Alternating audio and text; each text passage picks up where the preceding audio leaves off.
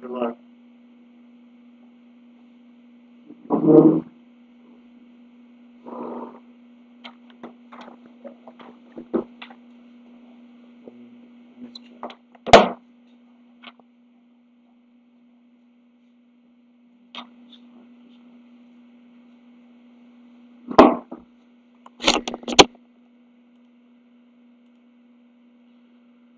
Okay, everybody, it's September 27th, Thursday, the day after the Fed day yesterday. So let's first take a look at the markets. For those of you who are on my service, we had a buy this morning at 29.18. So it's at 29.31 now. Let's say you have 5 contracts on, you're up $3,000. It's $50 per contract. 5 contracts would be $250 per contract, up 13 points. So it'd be about $3,000. You can see it at 29.31. We bought it here around 29.18 on a reversal of a Fed day bullish pattern. Those who subscribe to the service got it in much more detail. I don't have the time to go over that now, but congratulations if you took the trade. So we're going to hold that position. It's at 29.30 right now. So I'd said the other day that generally, if you look at the S&P here, let me blow this up on a daily chart. Here we go, daily. We don't like to buy above the moving averages, but we bought it today because that's an exception. Fed days are an exception. Big down days are an exception. There's a few other exceptions also to the rule. Trading is, you have to have a system when you trade, but it's also partly art. So it's about 80% system, 20% art. You got to know when to break the rules. Sometimes. You got to follow your rules all the times, but sometimes there are exceptions to the rules. So like I said, generally we don't buy above the daily averages, but there are some exceptions, and today was an exception because of Fed day yesterday. So we're going to hold on to that trade. We're going to look for it to break this pivot high right around here where my cursor is, which is, let me just draw a little line for you guys.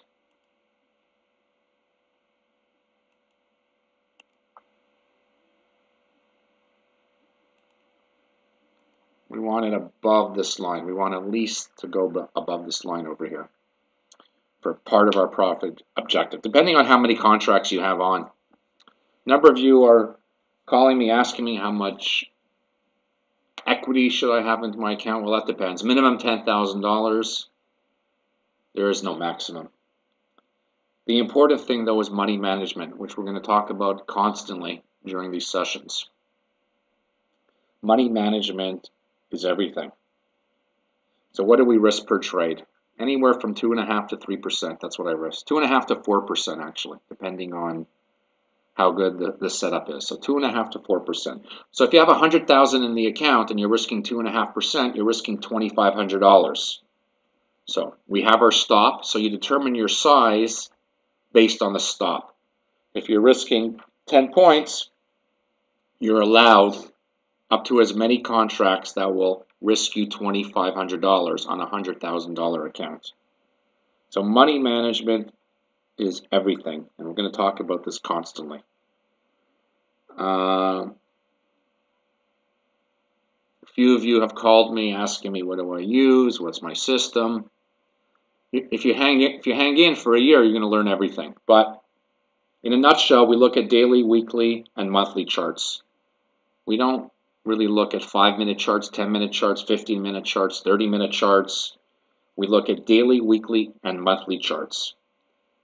We also look at daily and weekly averages. Daily, the most important ones being daily averages, the 50-period moving average and the 200-period moving average. We also look at the 100-period moving average and the 150. Weekly averages, we look at the 200 weekly. So daily and weekly averages are a crux of what we look at, a core point of what we look at. We also look at important pivot points, where contracts have taken off from, which we call support levels. What's a pivot point? What constitutes a support level? You learn as you go on, because sometimes something moves up. Let's say you're looking at the S&P and it's gone up 3% from a support level. Well, that may not be significant enough to justify it being a support. But if it moves up 10, 11%, then I'd say it's significant. So that we'll learn as we go along. Retracement levels, not so much. See all these services looking at retracement levels on a 5-minute chart, a 10-minute chart, a 15-minute chart. If you like me to draw lines all over the place, I'll draw you retracement levels. It will look great. But retracement levels on its own are not that significant. There's a 38%, a 50%, a 62%, a 78%, a 1.236. You know, which one is important? Some people say the 38, some people say the 50, some people say the 61. So on its own, retracement levels are pretty insignificant. And they're definitely insignificant on a short-term basis, like 5-minute charts, 10-minute charts. You know, the shorter the chart frame, the time term, the less significant the technical pattern. Now, we don't only want to look at long-term charts like a monthly or a quarterly. That's why we look at weeklies and dailies. But if you're going to start looking at 5-minute charts, 10-minute charts, and 15-minute charts, you're going to get so many false signals. Eventually, you'll be right, but you'll be wrong 3 times in a row by the time, and then you're right on the 4th time. But you've lost already 3 times in a row. That's not good. You got to be right in this business 50 to 60% of the time, not 30%, not 25%. Okay, and you'll learn, you know, people who just tell you there's a system and they write it out for you in 2 pages are doing you a disservice, because you got to learn the system, you got to feel the system, you got to take time in front of the charts, you got to go through a bull market, you got to go through a bear market. There are different rules for different situations. There are different rules when the S&P is above the moving averages and below the moving averages. There are different rules when the S&P is up 30% and when it's down 30%. If the S&P is down 30%, we may be more lenient in our rules because the risk to reward of a potential winning trade when a market is so down is much higher. And when the market is up, you got to be more careful because it's less forgiving. Like here, the S&P is up. We bought it's 29.31. We have a good trade this morning at 29.18. Let me look when I sent that trade out to be specific. I have the time frame here. That trade triggered at 9:54 a.m. this morning. So, and we're holding that trade. So that pretty much covers the S&P. Let's take a look at all the other markets.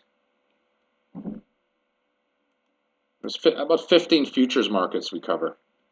The S&P, bonds, Forex, and all the commodities and oils. Let's look at the bonds. ZB is the 30-year bond. A lot of this is going to be repetitive from previous videos, but repetition breeds familiarity. Also, people are asking me how many videos do we do a week. We're going to do about 3 a week. There's not really a necessity to do 5 a week. Now, trading, like I said before, is like life. There's only so many opportunities you get in life. They don't come every single day. You don't meet the love of your life every day. You don't get the chance to make money every day. It doesn't work that way. You got to be patient. So we don't want to overtrade. I don't want to give you too much information. I want to give you information which can make you money, and for you to understand that. That's what we're trying to do here. Trying to differentiate ourselves. We're putting ourselves on the line here by actually giving you the trade, not saying this could be long, this could be short. If it goes up and retraces, you could get a buy. If it goes down and retraces, you could get a sell. We're going to be definitive here. Okay, so here's the 30-year bond designated by ZB. What are we looking at? The moving averages. We could see, obviously, that it doesn't take rocket science to see we're in a downtrend. I don't see any action at the moving averages. I don't see any significant support levels, which it's recovering. To look at support levels, which is recovery, we're going to have to look at a longer term time frame. Also, the 50, the short-term moving averages is below the long-term moving average of 200. Let's take a look at a weekly chart on the same commodity, ZB.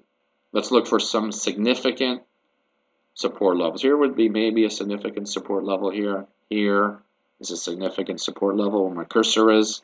We're down here, we're no man's land. Nothing to do here. This is the 30-year bond. We're going to take a look at the 10-year note, which acts basically in the same way as the 30-year bond. They pretty much move hand in hand. Look at a weekly chart. I don't see any significant support levels in the last few years. Let's look back a few years.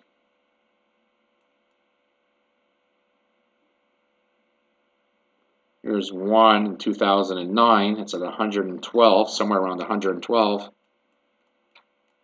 We're at 118. There's nothing there. ZB. Let's look at a daily chart for ZB, for ZN, the 10-year. It's going to look like the 30-year. In a downtrend, nothing to do.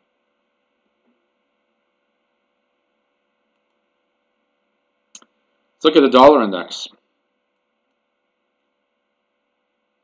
The dollar index moved yesterday because the Fed decided to, could be one of the reasons it moved, is the Fed decided to raise its short-term, its overnight lending rate from 2 to 2.25%. Raises interest rates, creates more demand for bonds. Because our bonds are paying higher interest rates, the dollar moves up. People have to, when they buy our US dollars, somebody from overseas, when they buy our bonds, they got to sell their currencies and buy our US dollars, which creates upward pressure on it. Last week we talked about a buy above 94 on the dollar, which was over here. We like the dollar here because short-term averages, short-term is red. If you want to remember something, the short-term one is red, the long-term is black. The short-term is above the long-term. You could see it's less than 50 on the stochastic, which we like. It's at 44. So we bought it above 94 with a stop at 93.50. So we're in the money there. It's at 94.37.5, which is good. So we're long the dollar. The two trades we're on is long the S&P from this morning and long the dollar from yesterday. Actually, see that? Yeah, from yesterday. 94, hit 94. And that was our buy point. So we're going to hold on. We don't have over 3 positions on at a time. Because if you have 3 positions on, you're risking, let's say your risk per trade is 3%. You're risking 9%. If they all go wrong, we don't want to lose more than 9%. So there's no more than 3 positions on at a time. So the dollar yesterday, the S&P today, are 2 positions we had on. We're also long natural gas, which I gave you guys the trade last week at 299, I believe. Sorry, 299. It's now at 310, gang. So it's up 10 cents. So that's $1,000. You're up $1,000 per contract. One of our students went long, has a good size account, went long 8 contracts, is up $8,000. For every 10 cents that gas moves per 1 contract, it's $1,000. We like it, it's clearing. So we're long the S&P from today, long the US dollar index from yesterday, FOREX, and we've been long gas since last week.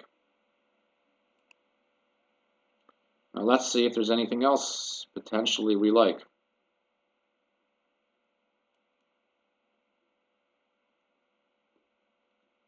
A. When you see A, when you see 6, it means currencies in front, and A is Australian. You see 6C, it's Canadian. 6B, it's the pound. 6S, it's the Swiss. Downtrend, the Australian. Short term, red below the black. It's above the 50. We don't like that. Doesn't look good on a daily. Let's check the weekly.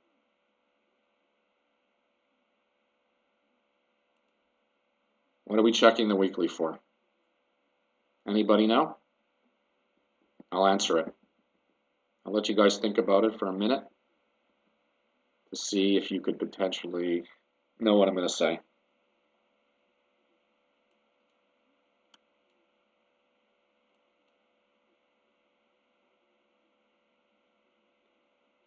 Support levels. You see any significant support levels? I don't. We're in no man's land here.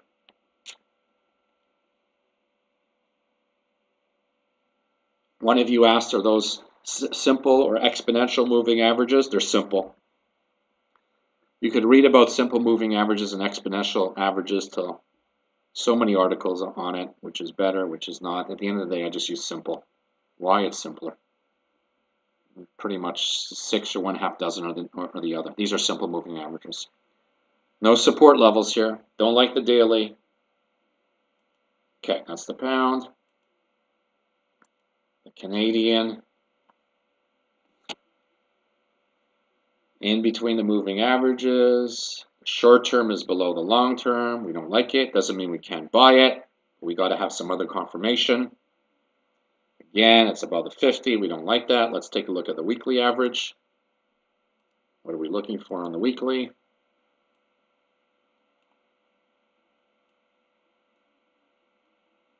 Support levels. Do we see any? I don't see any. I look back generally about 10 years. Here's a support level in 2009 at 76.53.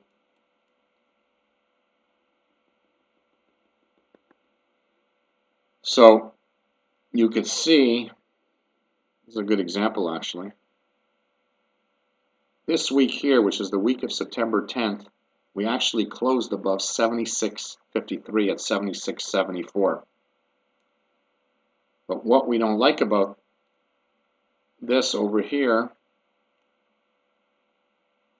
this week, again, September 10th, 2018, we had a support level of 76.53 in 2009, but look at the stochastic on that day. See where my cursor is? You look at the number here, percent stochastic, it's right here, and you go here, you see it's 68.50. It's overbought. We don't want it above 50. So we pass. We passed on that.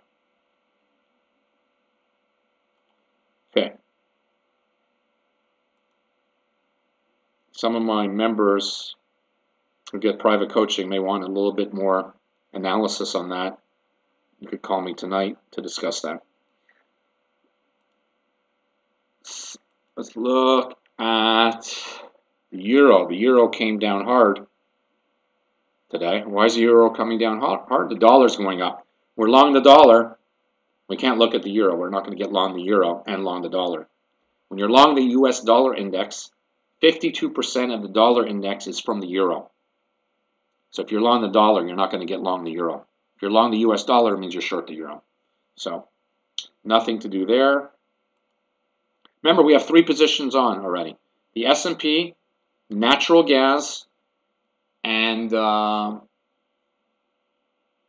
US dollar. That's already 3 positions. So we're just going to check for fun. We're not putting anything else on. Here's the yen. Ooh, big downtrend. Took a big bath today. Breaking support levels here. 50 below the 200. Doesn't look pretty. Big downtrend. You can see this channel almost. Until it breaks above this trend line here. Let me draw it again.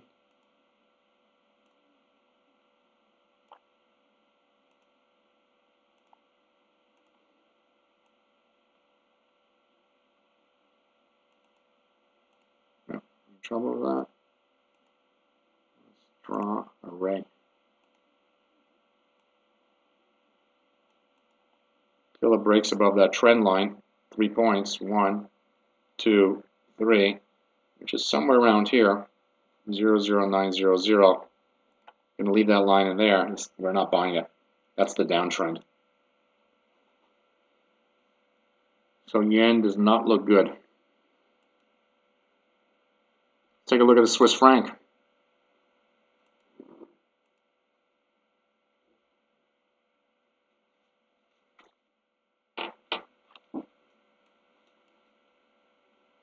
Swiss franc, short-term moving. Oh, look at the Swiss franc today. Look at the bath it's taking.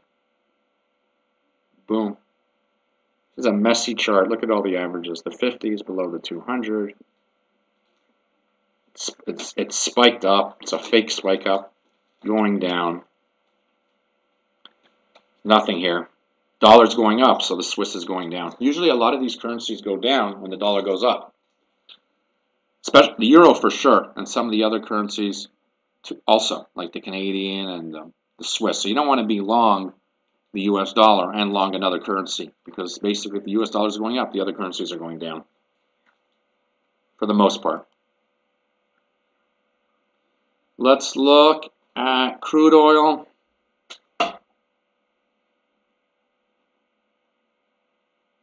We like this chart. The 50 is above the 200. It's overbought. We're waiting for a pullback. Remember, we want to buy below the 50, gang. It's at 88. So nothing to buy here. Too high up. Could fly up to 80. Who knows? But we're not buying it. Take a look at natural gas. We're long from 299. It's at 309.50 here. Let's draw a little chart where it is.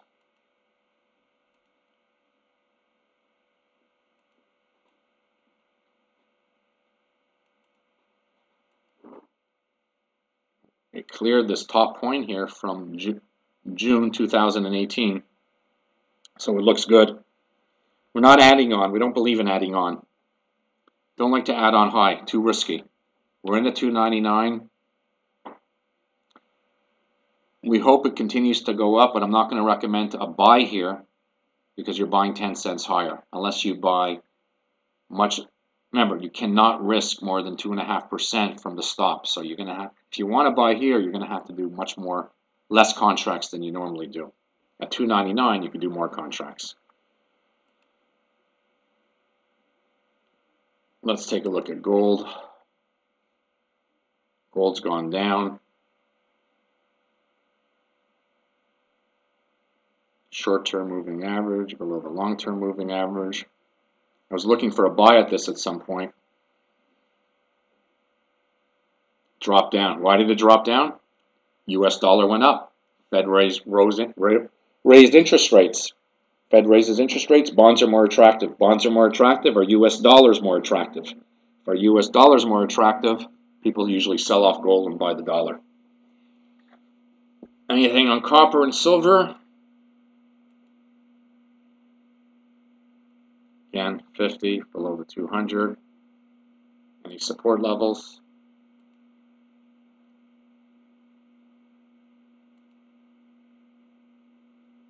I don't see any support levels. Oh, sorry, that's natural gas.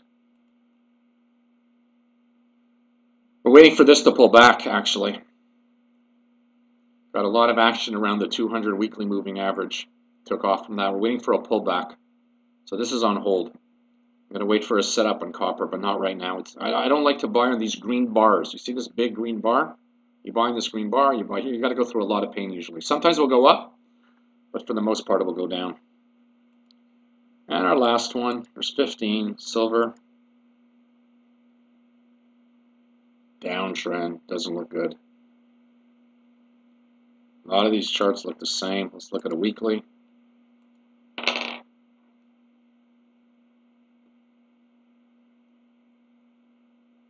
Perfect.